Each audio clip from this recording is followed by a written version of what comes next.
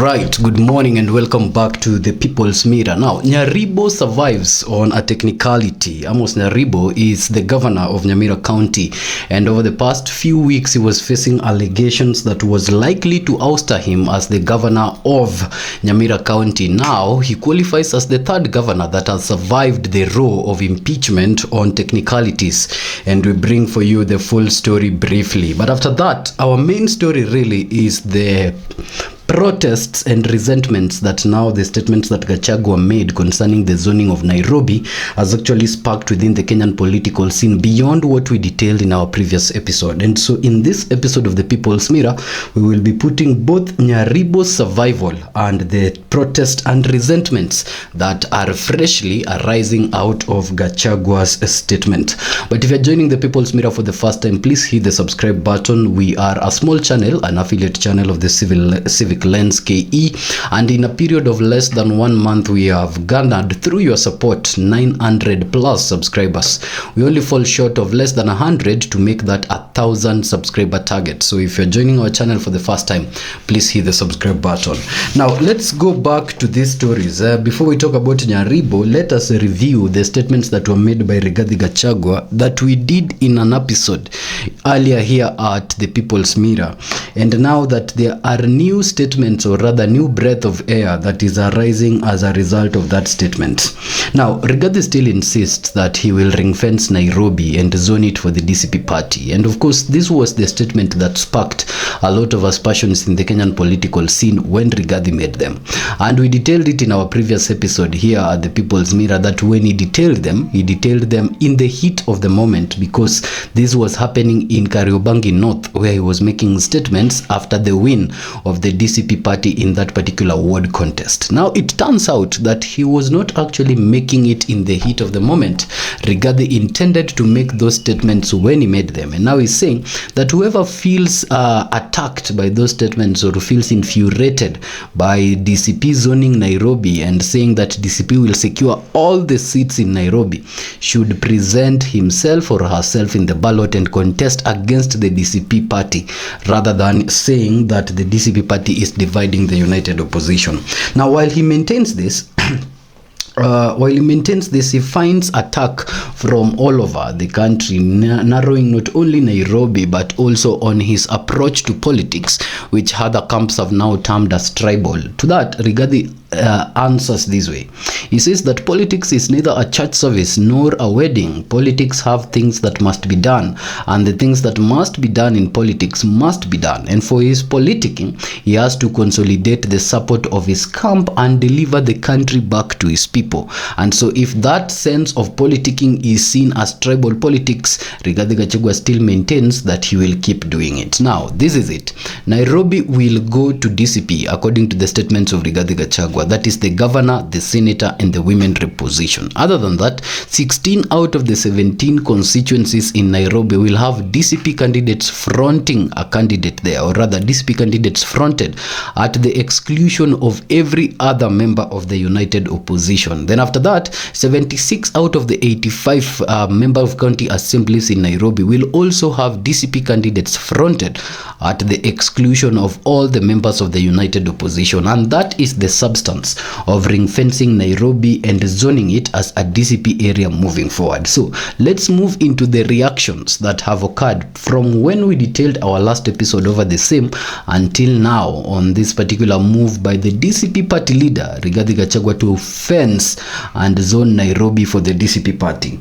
Now, you remember that people attacked him for actually sowing discord as a result of this statement.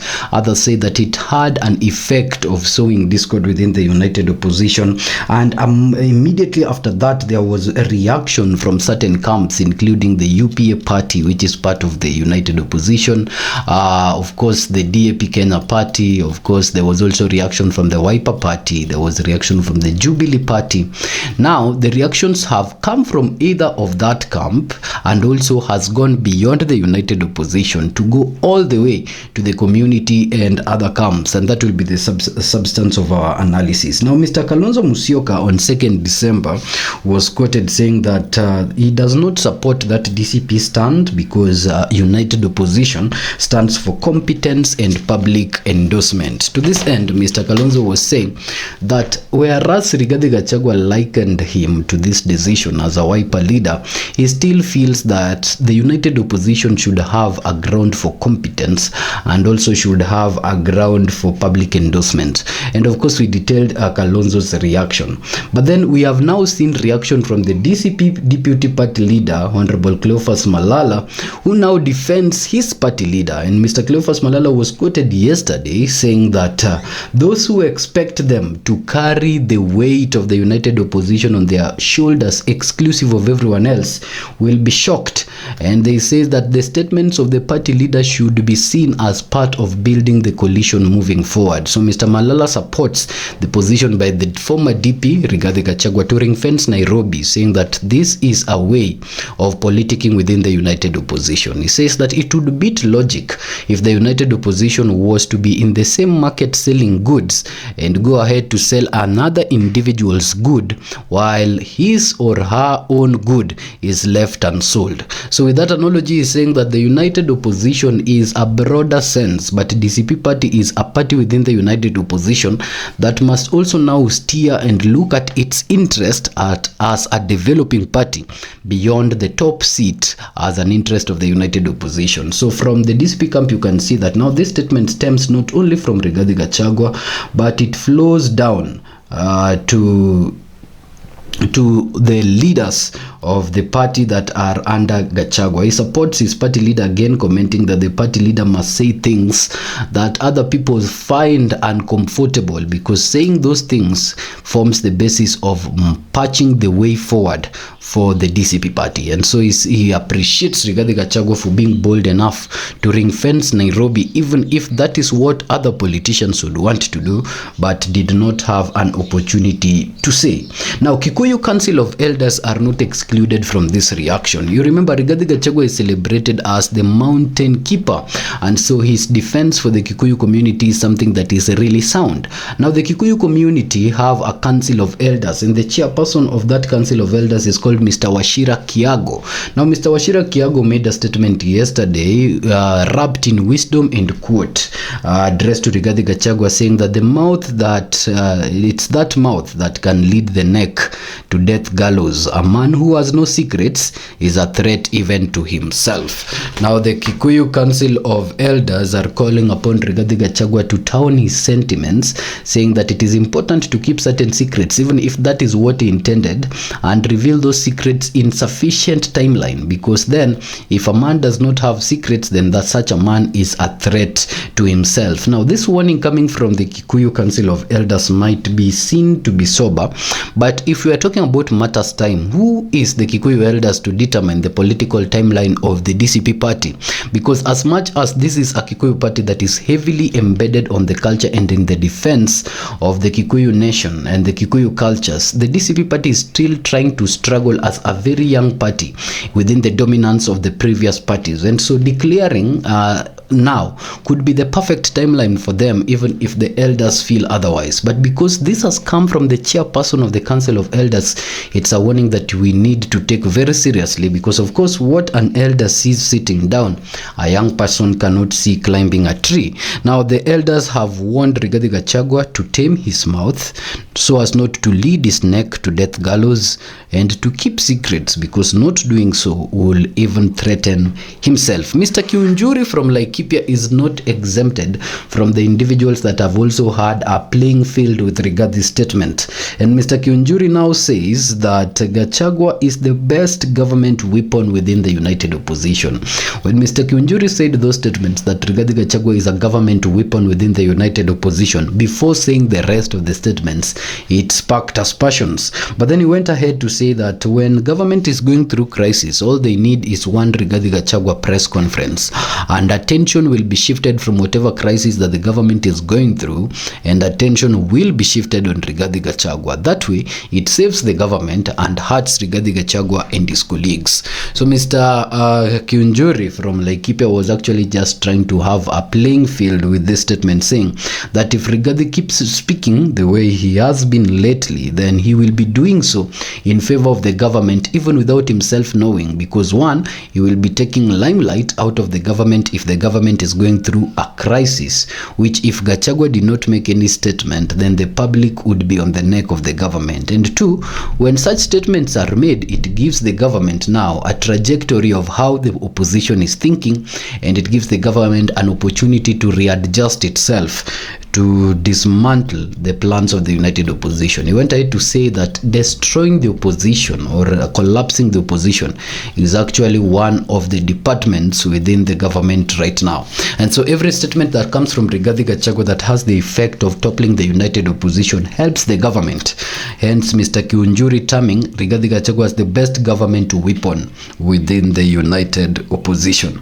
And then he says that this particular statement that Rigathi Gachagua keeps making will not only hurt the united opposition, but will also have the immense effect of hurting Rigathi Gachagua himself. Natembeya is not left outside this commentary now post the statements that were made with Rigathi Gachagua, because you remember at first when the DAP Kenya was making a statement, they made it through their Secretary General, and so their party leaders did not directly comment on Rigathi Gachagua's position. Now Natembeya has, and Natembeya says that he likens Gachagua to Donald Trump. He says that people might be mocking the movement by Rigathi Gachagua to actually ring fence Nairobi and certain regions of the country, now that he has been ring fencing the mountain for quite some time.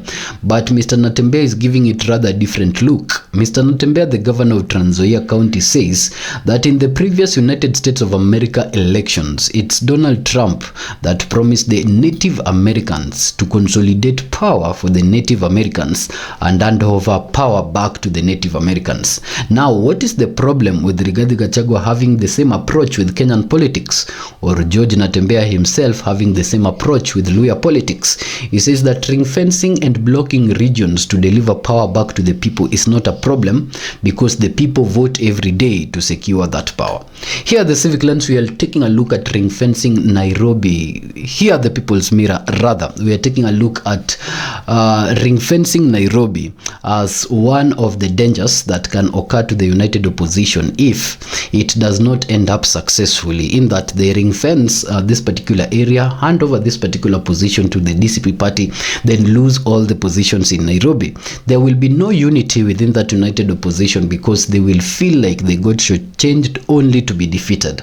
But then on the bright side, if they ring fence Nairobi and deliver a heated campaign behind strong candidates, not just from the DCP party exclusively, but from whichever party that will ring fence Nairobi and deliver strong candidates, and then they win the Nairobi area and any other area that they will have ring fenced, then, ladies and gentlemen, this will work in favor of the united opposition. So it's a 50-50 take, and it has to be taken politically. As much as they are fighting within themselves, it's a likelihood of a win or lose if they take this approach with the 2027 elections. Now, you're considering the fact that right now, as we detailed in our previous episodes, ODM has 8 out of the 17 seats in the constituencies of Nairobi.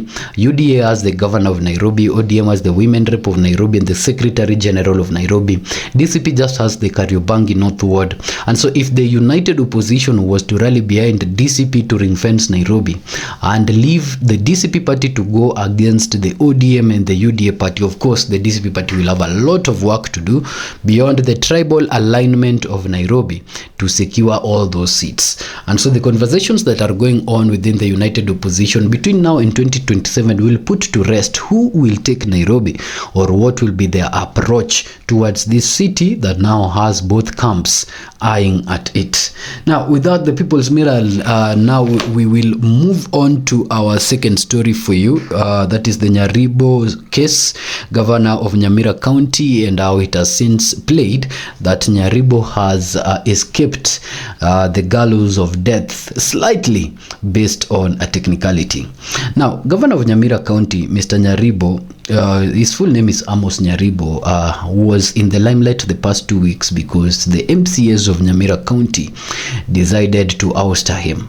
What the MCAs did not do is that they did not really understand how the 2/3 majority of the county assembly is supposed to work. They also did not understand the aspects of proxy voting in this particular area, and they also did not understand the positions of vacant MCAs who are not sitting in the county assembly, whether or not it formed part of the overall 2/3 majority votes.